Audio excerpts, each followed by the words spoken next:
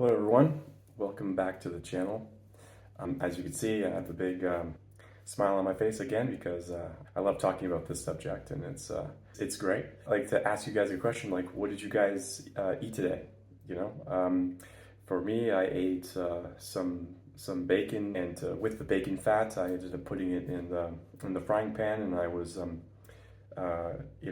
cooking my eggs in the bacon fat. It's really good. Makes everything taste great. Bacon makes everything else taste great. It's been a good day, and obviously I had some ground beef, and I had some cheese, and I had a lot. Wonderful thing on this diet is you don't have to worry about your calories. It's never calories in, calories out. It's actually kind of doesn't apply. I think it applies if people are eating carbohydrates, and other things apply, like fiber.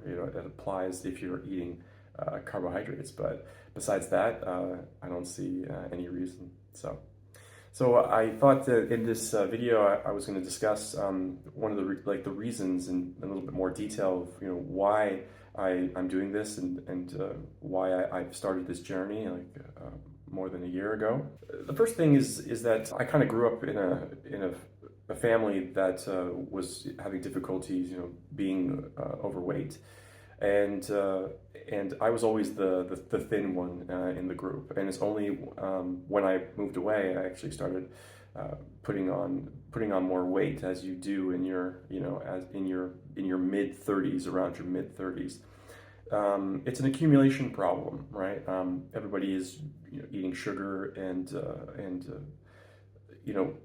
when people eat sugar, you don't just drop dead on the ground, but it's an accumulation problem over a period of time, and so my metabolism has always been really quick until my mid 30s, right? And then things start to change, and so I would like to help people who struggle with sugar addiction. I'm attacking my sugar addiction. It's the reason why I'm in the situation that I'm in. It's the reason why a majority of people are in the situations that they are in, and so that's the reason why I'm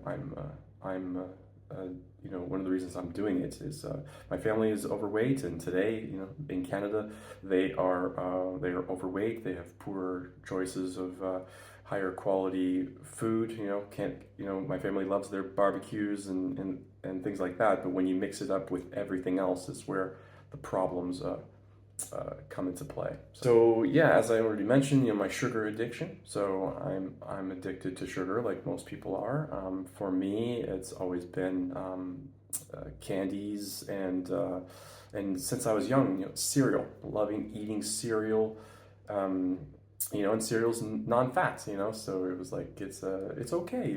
Everything was non-fat in the 80s, and now all the information is coming out saying that it's not true. So for me, it was sugar and candy, and my parents owned a convenience store for a number of years as well, so I always had access to so much stuff, drinking Coca-Cola, and so it's contributed to my sugar addiction. I never thought I had an addictive personality, and as it turns out, I do when it comes to sugar. Like most people, we're kind of victims in that regard, but we have the control to prevent what we don't want to put in our mouths. We can control what we put in our mouths, and so we're stronger than we think. So another issue is skin issues. I noticed around my mid 30s that there was I was under some stress and things like this,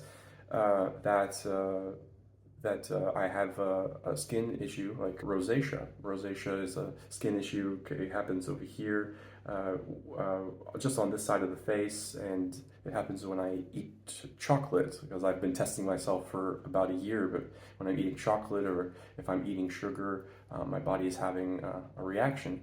And what that essentially is it's inflammation in the body, an accumulation of inflammation in the body, and the reason why it's happening. So you have to clean out your body, and it should work. Chocolate is a big trigger for anybody who has rosacea. So if you guys have rosacea or anything like that, cutting out chocolate, cutting out certain things will help with that, like, enormously.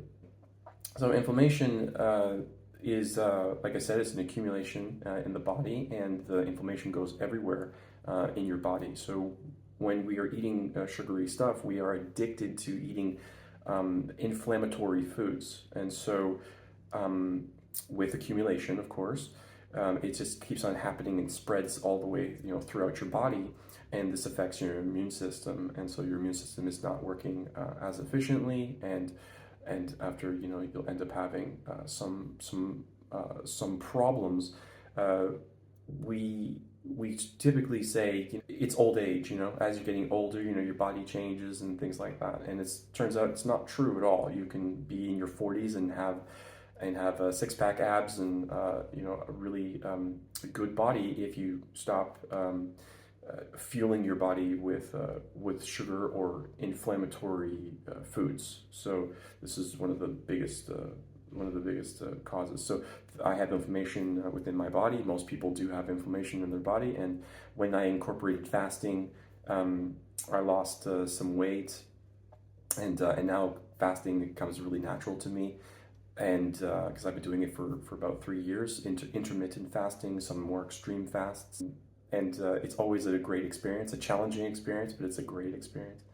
And that's a really strong way to decrease inflammation in the body. So it's and so we are inflamed. So am I. So and it's still a work in progress when you're not strict enough. So that's why I'm trying to be as strict as I can be at this point in time. I don't know if you guys have heard this before, but we have our microbiome, and it is our gut microbiome. It's inside of our gut, but we have other biomes in our bodies, and one of them is our oral biome, which is in our mouth. And basically, every time we put sugar in our mouths, we are actually changing the consistency of how the microbes in your mouth work, right? I'm using simple language, but it's basically we counter whatever the microbes that are in our mouths are supposed to be. So, for example, mouthwash is absolutely terrible because it kills all of this bacteria. But we don't want the bacteria to be killed. We don't want to feed the bacteria the wrong things. And that's what we do all the time. And so we need that bacteria. We need the film on your teeth. You need, you can prevent, cavities by eating a low-carb diet or a ketogenic diet, and you brush your teeth afterwards. And when you eat a carnivore diet, you actually don't have to brush your teeth at all. In fact, if you're just eating meat, you actually don't have to brush your teeth at all. So there's a lot of things. It sounds kind of crazy, but it actually makes a lot of sense because you are fueling your bacteria, giving it exactly what it wants.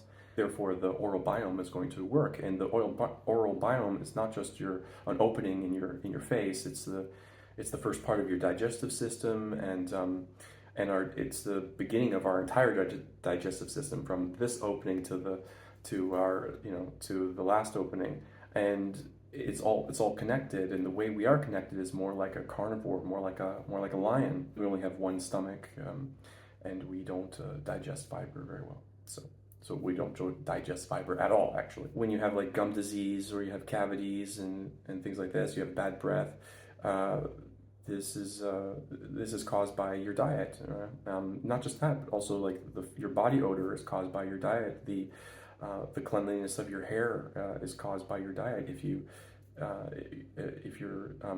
gingivitis is caused by your diet, and all of these things can be reversed, all of them, with a carnivore diet. And I'm not saying it's perfect for everybody. I'm not saying that. I'm saying that the probability is extremely high that this will work for the vast majority of human beings.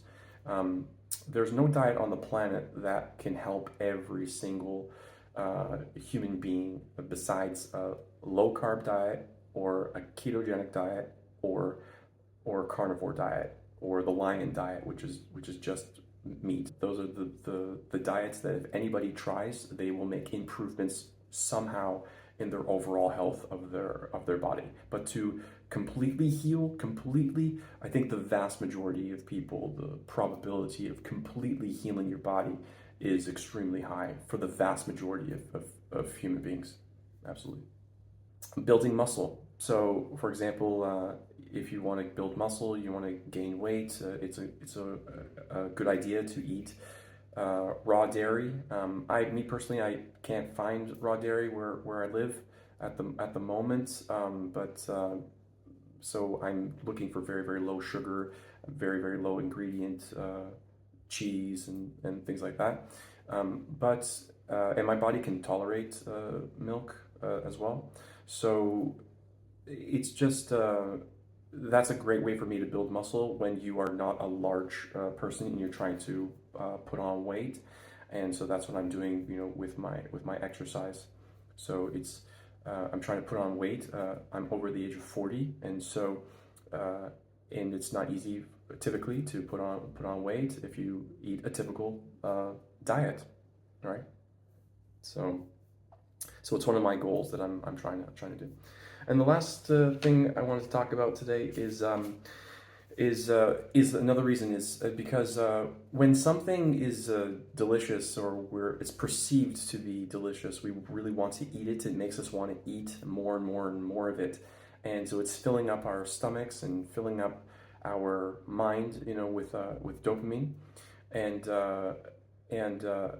but it doesn't make us feel good. We have glucose spikes, and then we have glucose crashes. We crash all the time. We have low energy. We don't have mental clarity, and so when you're eating carnivore, what I've experienced when I'm eating clean, and what I've experienced in the past year when I was eating as clean as I could be, what I noticed is that you feel light, and you feel strong all the time. All the time, you feel like I could eat a 700-gram steak, or 1 kilo, 1 kilo of steak, and your stomach doesn't even feel like it's protruding, and it's amazing because you feel like you just ate a ton of food. People look at the size of your body and they're like, how could you eat all that? And but it's true, and after I eat a steak like that, like a 700-gram or 800-gram steak, I can go do 30 push-ups afterwards. When I eat bacon and eggs, or I can go do 30 push-ups, 30 squats. I can do exercises, and so you always feel light and strong. That feeling is an amazing feeling. A feeling is so much better than how delicious a food tastes. And so when you eat that food and you listen to your body, because you've been fasting for so long, it's like the ability to listen to your body is amazing. In the end, it's like when you're in a fat burning state, the natural human state is to be burning fat for energy. You just realize that that it is the normal natural state. We're supposed to be producing ketones and running off of ketones, and not all the time are supposed to be in ketosis and be kicked out of ketosis, because there are carbs in dairy, for example, or and we also produce carbs when we do eat meat, but it's just in a completely different way. But to directly consume carbs, it is not essential at all, and the research has shown, and every doctor every doctor knows this. So that feeling of being light and strong all the time, it's wonderful. It's wonderful. So I suggest everybody try it to get the mental clarity. To try, just try eating just meat for 7 days. You'll lose a couple of pounds, almost guaranteed. If you do it for 2 weeks, you'll feel mental clarity before 7 days, actually. But if you do it for 2 weeks, anybody can do anything for 2 weeks. So it's I totally recommend trying it out because and get that mental clarity. Try to kick your sugar addiction and go from there. Everybody can say and blame and it's your fault but sometimes in reality it's like it's not your fault. It's not. It's your sugar addiction, and knowledge is power. So the more knowledge that you have on the subject, you could be more informed about this. And I make a prediction. I would say by 2030, I think the World Health Organization and countries around the world, the obesity level is going to decrease. And in 50 years from now, people are going to look back in this time, and they're going to 50 or 100 years from now, people are going to look back at this time, and this will be the approximately 100 years of obesity. And I think humans are going to get much healthier because this information is finally out. So people are going to live longer because they have less cancer, and that's a great thing. So you can reverse many things. So maybe I'll talk about that in the next video, the types of things that you can reverse with this type of diet. But if you guys like the content, I would appreciate a like or a subscription, because it's day 2 and there are many more days to go. And I'll continue making these types of videos. So, and you follow my journey, and we can join communities around the world, to spread the word and get this message out as much as possible. So that's all I wanted to say for today. I just wanted to talk about the why, and maybe you guys can let me know about your why. So don't forget to eat your steak.